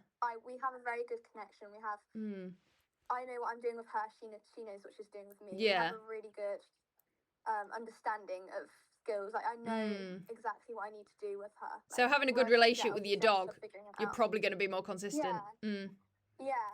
Like, with Jet, I'm still sort of figuring out what works for him best. Yeah. Like, what handling styles work for him. Whereas with Miley, I know exactly what I would do over something else. That's so true. And I know what I need to do to help her. Like, I'll focus on parts of the course where I think, you know, she might not get something, and I'll be thinking about that a lot as well. Yeah. And, so you know exactly what you're going to do when you get there. Yeah, exactly. Like, I'll walk the course on the spot and just, you know, go through it over and over again. Yeah. So that I can just look at the course and know where I'm going. Yeah. Mentally walking a course as well. You know, when you like stand next to the ring afterwards and you mentally walk it, you wouldn't think it'd help that much, but it really helps me, like probably just as much as actually walking. Yeah, definitely. Like, I've had a few shows where I've missed course walking, and I, like, again, KCI, another stressful part of KCI. Novice Cup and Champ Jumping were walking at the same time, and I was just like, well, that's just great, isn't it? Yeah. Because both of them were timed, obviously. Yeah. And I was just like, and they were on the opposite side of the field. Oh my god, and it's a big field. Yeah, people were thinking I was crazy. I was just running from one to the other, one to the other, one to the other. Oh no. Made it work. And as well, when it's different dogs as well, if they're different dogs as well, like the two runs, like you've got to get in a different headspace for the different dogs. And I bet you're finding that a lot with Jet. Another reason why I hate medium. Like, in tryouts, there's walking like rotors. If I had a large and a medium, I could get double the walking time. True, yeah, that is so true. Like, I've always thought about that. Like, and if I was going to enter every NSC, and I just decided like I would rather focus on Jet and Miley because it's just not ready and probably never will be ready. Never say never. If I had if I ever had like 3 dogs in the same height, like what would I do? I don't understand how people do it. Like, generally, some people do have like 3 dogs in the same class, and it's like, oh my god. Yeah. Even Liz say with her 2 dogs, amazing how she does that. Yeah. It's crazy. Yeah. But like River Jet and Miley are all so different. If I had them to think about in 8 minutes, I'm sorry, River would be going on the back seat. Bless her. Yeah. You'd have to prioritise. Because he's so different. Yeah. To Miley and Jet. Like Miley and Jet are very similar, but like I have to run up to absolutely everything with him. Like honestly, he's just so different. Yeah, and then you'd forget like which dog you were running, and then like not go far enough up with him because you didn't with Miley or something like that. Yeah, like if you plant your feet, he's gonna get a refusal. You have to keep moving. It's interesting. So yeah, annoying. Ethel was like that. She was like a Velcro dog. Big time. I think a lot of Shelties are like it as well. Like true. And they like look up and bark, don't they? Yeah. Very annoying. Like just thinking about River puts me off getting a Sheltie. Really? But, maybe that's the reason you need to get a Sheltie, to like prove it to yourself. Be like, you can train them really well. Sometimes he is absolutely lovely to run, but honestly, he's just so mentally immature. He's only going to be good when he's about 10. Yeah, literally. Bless him. Bless him. He's a good boy sometimes. Yeah, he picks and chooses. Back to the question. Like I would say, for consistency, it is just mainly trusting her, trusting that I can do it as well. Yeah, definitely. So, like self-confidence is a big part, but I don't know. Like by now, I guess I would just go to a normal KC show and expect to get 2 clears at least. Yeah, that's true. I feel like tramp consistency is not a big thing for me. I feel like it's especially for people with like wild dogs that are like off their head. It's really hard to get like 2 clears in the same day often. Yeah. That feel like that's what this person is, like the situation they're in. In which case, maybe a lot of it's luck. I can't lie. I feel. Do you get what I mean? Like what courses are you going to do well on? I'm probably not the best for advice, but like for River, he's very like he'll be completely different across 2 runs. Yeah. Him, I just know I have to be so consistent with my arms. If I move my arms slightly, he will bark. Yeah. Like, I have to be so fluid with him. So consistent handling as well. Yeah. So I'd say just do what you've got to do for your dog. Really. Yeah. It's so like for Miley. Like luckily the tramp classes that day were actually really nice courses. They were really flowy, weren't they? Yeah. The agility was really nice, especially. Yeah. There weren't many traps for Miley anyway. Yeah. But yeah, I would say like even the tramp final was quite a nice course. Yeah. Like when I looked at it, I thought, it's not impossible, and I've always seen tramp finals as impossible. Yeah. Wasn't it like dog walk into like a soft weave entry? From what I can remember. Opposite way around. It was weave and then a dog walk. Yeah. And people couldn't leave the dog. If you couldn't leave the dog in the weaves, you're like buggered. Well, to be fair, I didn't. But you're fast enough to get there. Like you made it. I just got stop dog walk. And that, yeah. And to be fair, it was like a backside wrap. Exactly. I feel like that's what it was. Yeah. Yeah. He really did commitment for that. So it was just luck, really. Yeah. I feel like with agility in general, like everything is luck as far as the courses go. Yeah. And like some dogs suit courses more than others and stuff like that. Yeah. Everything's just got to come together, really. Yeah, that's why if in tramp I do occasionally look at the judges if I can find any courses for that judge. I'll just see what their courses are like. Yeah, do what you can. Yeah, exactly. I do like to prepare. Yeah. Which is very ironic right now. But I feel like that helps with your self-confidence as well, like you were saying earlier. Yeah. Like if you go in knowing you've done everything you can to prepare, you won't be you'll trust you and your dog and stuff way more. Going into tryouts, I'm just gonna like gaslight myself into thinking I've done everything that I can. I'm just gonna because technically you have done everything you can. Because there's nothing you can't train her through an injury, so you literally have done everything you can. Yeah, so I'll just try and like gaslight myself into thinking that I've trained all through winter. Exactly. You've trained your handling. Yeah, exactly. I didn't get rusty over the winter. Exactly. But even so, Jet's very different to Miley. I feel like we're just going to be very off with connection and just, you know, like I say, I know her so well. I don't know. After 10 weeks, will I know her so well? I mean, another thing like you're doing now is keeping your expectations not too high when you're like being realistic with your expectations as well. And often that makes it even nicer. Like, obviously you weren't expecting to do so well in the champ final, so when you did, it was like extra special almost. Yeah. So like going in stuff like that, if you're new to it as well, like if it's one of your first tries, then have no expectations and you'll probably be less nervous. And I think like this year I was just so annoyed because of the thing that they're doing with VOs with like the extra 16 people. I was just like, literally, like, they're going to take a bigger team. Yeah, and what they're doing with the extra people, they're doing it for like up and coming handlers, if that makes sense. Oh, okay. Who will do well in the next few years. Oh, so, right, okay. Because apparently, like statistically, they said people do better after competing at world events for a few years. Yeah, so I thought, yeah. That would have been so perfect. And yeah. suddenly, it was not looking as unachievable as it had been before. It's just typical, isn't it? Like, even if it happened next year or something, like, it's so annoying, but that's life, I guess. Yeah, it is. So unlucky, but... Yeah. So the last question then, what is your best piece of advice for novice agility handlers? Coming from a novice agility handler. That's a very broad question. I feel like novice is sort of like an interesting part of agility, if that makes sense. Yeah. Because you do know what you're doing, but you know what you're doing in agility, but you also kind of, you know, you've not quite got there yet, if that makes sense. Yeah, you're like, it's like the middle ground, isn't it? Like the midpoint. Yeah. Yeah, like it's not like explaining everything from scratch. If that makes sense, like learning it all. I'd probably say, like I said before, like when I've figured out what I didn't like in courses, it was mainly because I wasn't good at it. Yeah. So if you see like threadles coming up a lot and you don't like it when threadles come up, it's probably because you need to train them, or to be honest, being black and white on contacts, just things like that, just simple things like that. Keeping criteria. Again, like things like weave entrances, making sure that your dog knows directionals can also be really helpful. Definitely. Well, this is coming from a person that Miley does not understand directionals. I guess she doesn't have to, because you're always there. No, I feel like Jet's going to have to know it a lot better. Yeah, definitely. Also, I would say, like, trusting your dog. Like, once I like realised that I could run ahead in weaves and things like that, it just made courses just so much easier. Yeah.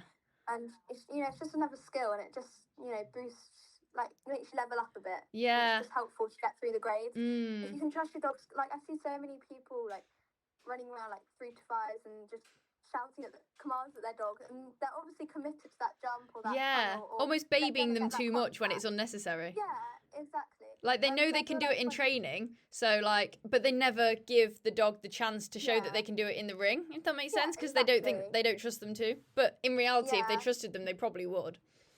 Yeah, maybe try and have some, like, throwaway runs where you just, you know, you just you're not on them so much, you just sort of see if they can do it. If that makes sense. Like not be so desperate to win every single little run, if that makes sense. Yeah, because it'll do you better in the long run. Yeah, definitely. Just trying to think of anything else. I think like River's definitely at the novice stage, and what I wish I'd done with him is just like troubleshooting. To be honest, like I knew he was going to have the drive problem. Why didn't I just nip it in the bud? Why didn't I just stop running? Yeah.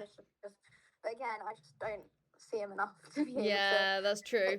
Really. Yeah. That makes sense. And you almost think, I know, if you like do throw runs at shows to train, by the next time you see him and go to a show, it won't have done anything anyway. Exactly. So exactly, like I know exactly how to fix this problem. Yeah. Exactly how to fix problems, and I just don't have the chance to. Yeah. But his dog walk, it's just a lack of understanding, a lack of criteria.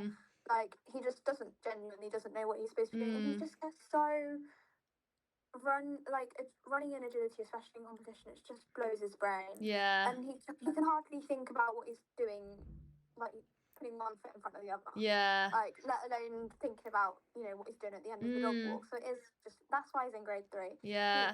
I feel like a lot of dogs though, their issues are through like just confusion and not actually not being clear on what they're getting asked, so they just like kind of do a load of random stuff, or do you know what I mean? Yeah. So like also just being black and white, like with especially with running contacts, like with Jet, even when you know when you take the mat off. Yes, yeah. They're getting the contact, but they wouldn't be hitting the mat if it was Yeah, still there. yeah.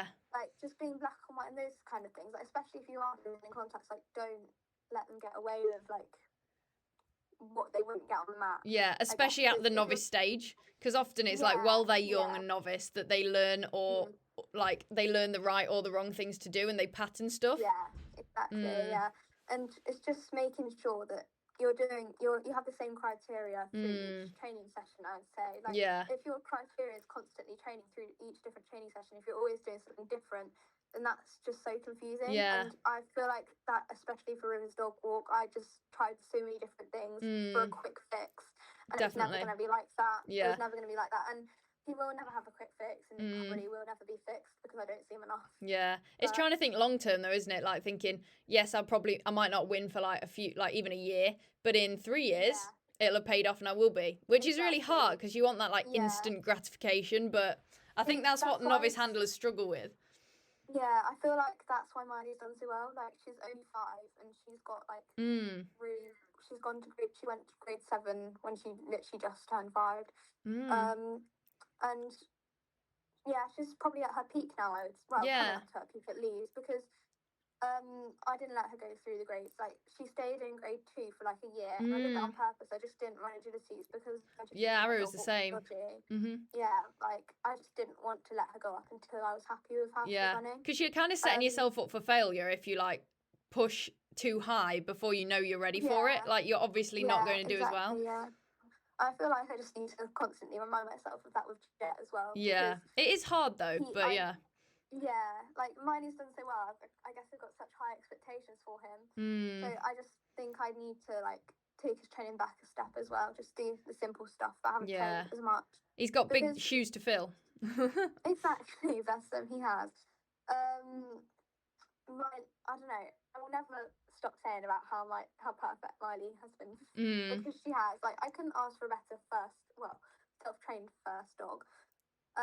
But yeah, at the end of the day, what your dog can do is down to you, and what you can do is down to you. So as long as you try and keep honest to yourself and as long as you sort of know you can be doing the most that you can do. Yeah, definitely. I feel like that's the best. That's all you can do really. Like if you don't have anywhere to train and you are a novice, and obviously that's really hard if you can only sort of go to weekly lessons.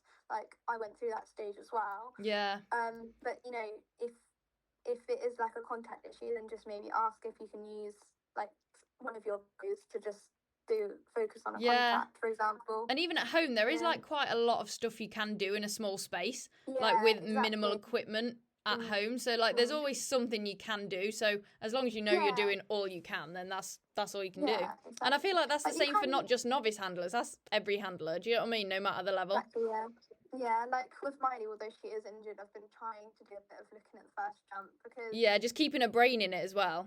Yeah, and it will. I know I'll find it really helpful. Obviously, I can't exactly have the same value as what Jet would have, for example, because she's not like taking the jump after. Just to make sure she knows what she's looking at. Yeah, true. But, I'm trying. I was gonna say, I think at least she does know what she's doing, if that makes sense. Yeah, I don't know. She's one of those dogs where you'll just teach her something and then you'll put it into reality and with agility equipment, and she'll be like, what? Yeah. Ours is exactly the same. It's like, you did this yesterday. Yeah, she's not very bright, bless her. Like Jet is just so different to her. Like I'm so grateful that I've got them like the way around that I have got. Yeah. Them. If I had Jet as my first dog, then I said the same with my two. I was like, if I had Ethel like after Arrow, it'd feel like, this sounds really harsh, but like a bit of a downgrade almost. After going like for such a fast dog and then, a steadier, sort of more honest dog. Do you know what I mean? Whereas, and if I had Arrow first, I think I would have hated it. I'd be like, oh my God, I'm so stressed. It's so difficult. Yeah, he has been difficult, hasn't he? Like from what I've heard from some things that you've said. Yeah, but like you're doing so well with him. He's so getting there finally, but anything worth having takes a while, or whatever the saying is, the cliche saying. Yeah, exactly. I would say like, I think boys are generally harder as well. I keep saying I'm getting a girl next. Yeah, if you look at like I think this year, I think I briefly looked at it. A lot of the dogs that podiumed were actually girls, like Yeah. in the seniors. Yeah, Like, that's Tiffany's a true. girl. But even Ethel, like, she's not Like, built a for lot of- agility, but she has such a like a better work ethic and like mind for it, and like Yeah. nothing phases her. Although it's kind of hard to pin, like every dog's obviously different. Yeah. But I found that Jet is a lot clingier to me, whereas Miley is independent. I feel Yeah. like that is quite general for boys. Like I would never get a boy as my first dog for a collie, for example. Oh no, yeah, definitely. Like, I don't know. Imagine you got a crazy collie and then a really stubborn boy. Yeah, no, I think you just pack in. If that was your first dog, oh my god. Yeah, like there's some dogs that are like at the top that I just like have obviously seen on Facebook that they've been hard. I just admire that so much. Like being able to work through it.